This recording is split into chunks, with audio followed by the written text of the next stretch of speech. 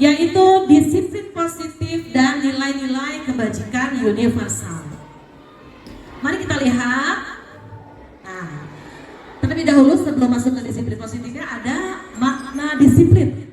Makna disiplin ini adalah belajar kontrol diri dengan menggali potensi kita agar tercapai tujuan mulia, yaitu sesuatu menjadi seseorang yang kita inginkan berdasarkan nilai-nilai yang kita hargai.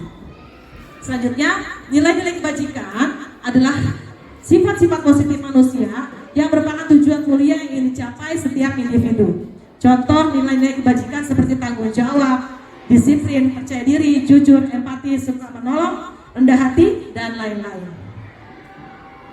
Menurut Diane Gossen tahun 1998, dengan mengaitkan nilai-nilai kebajikan yang diyakini seseorang, maka motivasi intrinsiknya akan terbangun, sehingga menggerakkan motivasi dari dalam untuk dapat mencapai tujuan mulia yang diinginkan.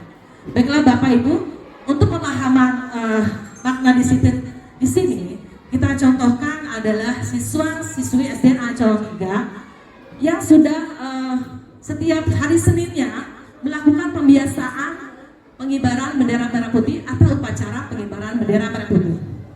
Dan di dalam kegiatan pengibaran bendera merah putih itu, siswa ya berusaha disiplin. Yang pertama adalah dalam hal berbaris. Di mana kalau upacara itu anak harus tertib dalam berbaris. Kita lihat di sana apakah anak ini tertib atau tidak. Dan dari hal seperti itu bahwa kita bisa mendapatkan nilai-nilai. Artinya ini anak ini dalam melaksanakan upacara tertib. Selama 1 jam dia bisa bertahan untuk berdiri dengan sikap sempurna, menghormati bendera dan mengikuti urutan rangkaian upacara.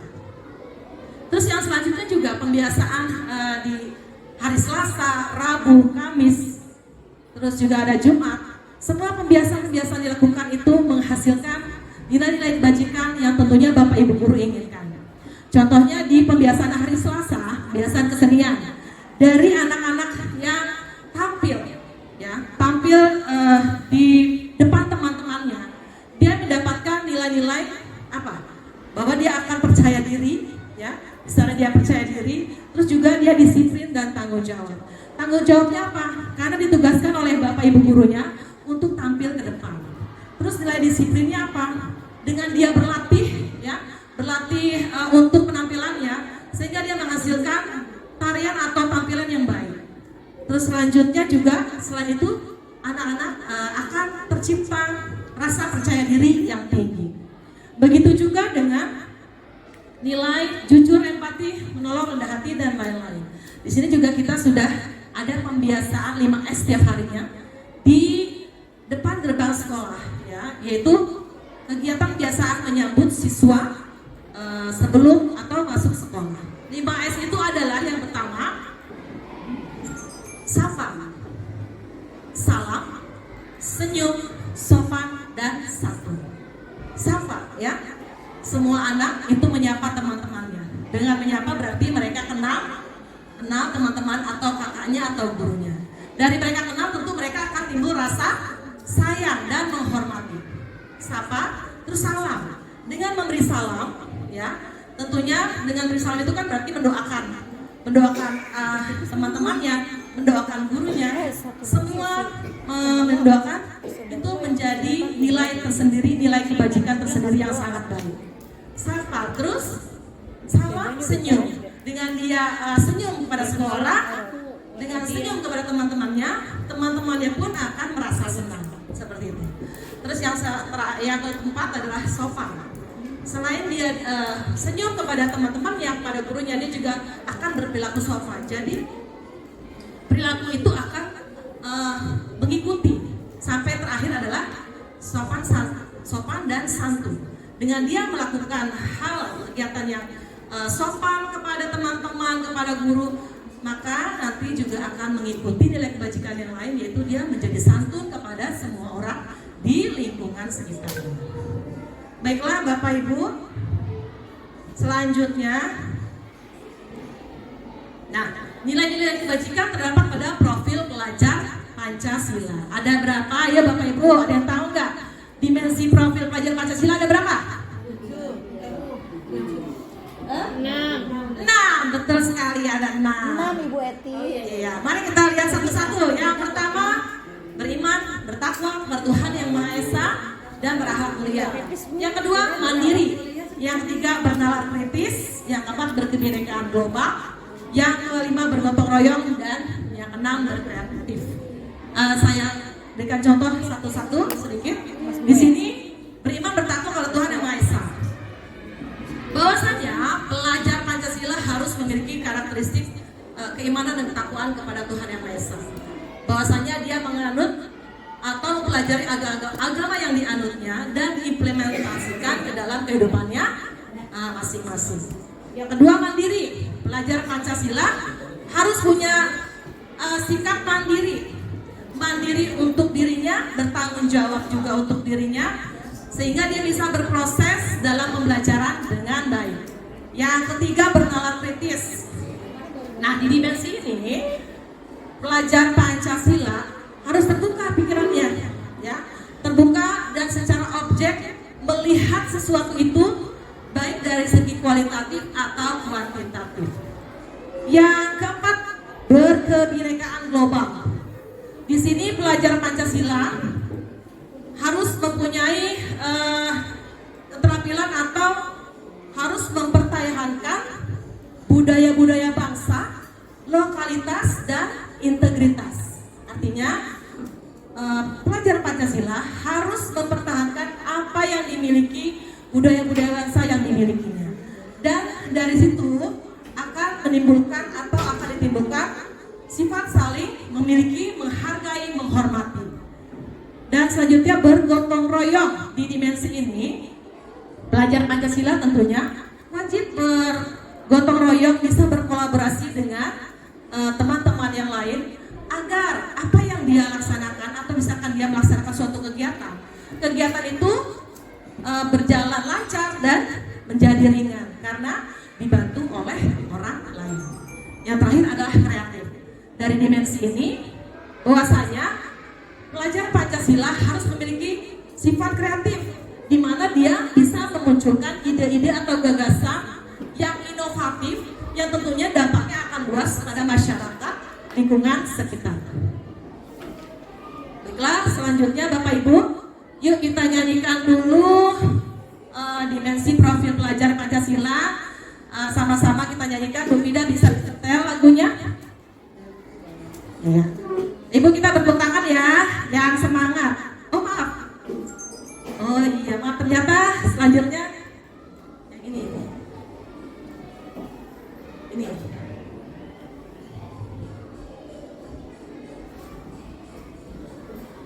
Ya. Ya, Ibu, Bapak bisa bertepuk tangan, kita nyanyi sama-sama. Ayo Pak. Iya. Bisa disampaikan ke anak juga ya.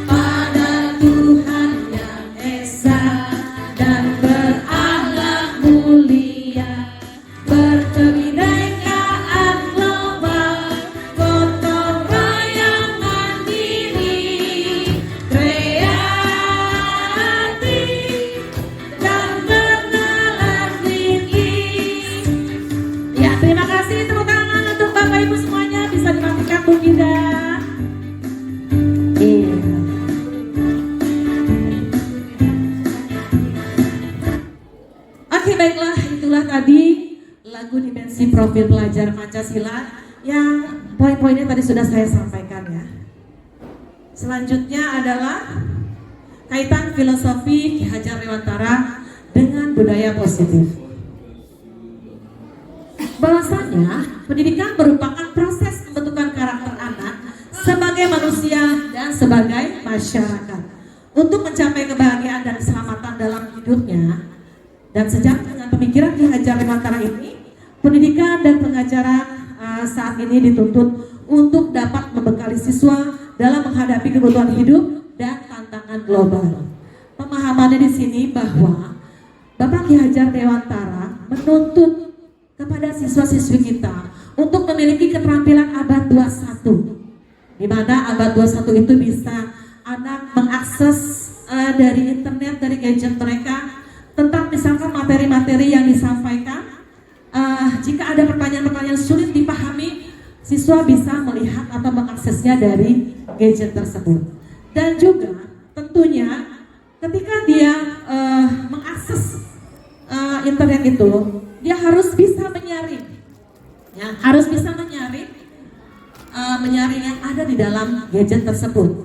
Ada budaya-budaya luar yang tidak harus diikuti, ada budaya luar yang baik yang mesti diikuti. Dan itu semua untuk biar bermanfaat atau agar bermanfaat untuk diri dan lingkungannya.